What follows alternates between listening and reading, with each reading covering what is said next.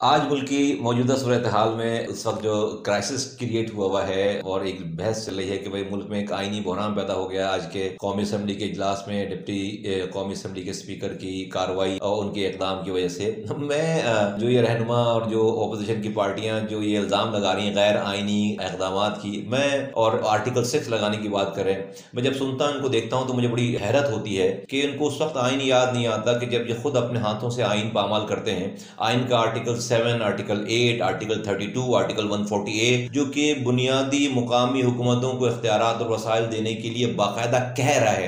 ये वो हुकूमतें हैं, सो कॉल्ड जमहूरी ये पार्टियां हैं कि जो अपने दौर इख्तियार में 5-5 साल लोकल गवर्नमेंट के इलेक्शन नहीं कराते और गैर आइनी काम करते हैं। उस वक्त इनको आइन का ख्याल नहीं आता, आइन तोड़ने का, आइन को रिस्पेक्ट करने का ख्याल नहीं आता। उस वक्त इनको आर्टिकल 6 नजर नहीं आता कि ये खिलाफ वर्जी करें तो उनके ऊपर आर्टिकल 6 चलना चाहिए। इसी आइन का आर्टिकल 25A जो कि क्लियरली कह रहा है कि रियासत की जिम्मेदारी, हुकूमतों की जिम्मेदारी है कि वो पाकिस्तान के तमाम बच्चों को मुफ्त तालीम देंगे।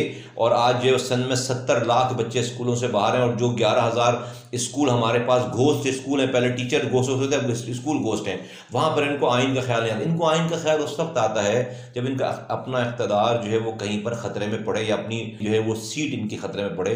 तो मैं समझता हूँ ये मकाफात अमल है। इन्होंने खुद आइन की पासदारी नहीं की है, आइन का एहतराम नहीं किया है। आज इनको ये तमाम चीज़ें हॉन्ट कर रही हैं, इनके सामने आ रही हैं। तो मुल्क में आइन की पासदारी करने वाले ये जो लोग हैं, इनका आइन के ऊपर बात करना मजाक से ज़्यादा कुछ नहीं है। मैं ये नहीं कह रहा कि मौजूदा हुकूमत ने ये काम आइनी किया है गैर आइनी किया है, वो तो सुप्रीम कोर्ट डिसाइड करेगी। लेकिन ये जो लोग एतराज़ कर रहे हैं, इन्होंने कब आइन की पासदारी की है?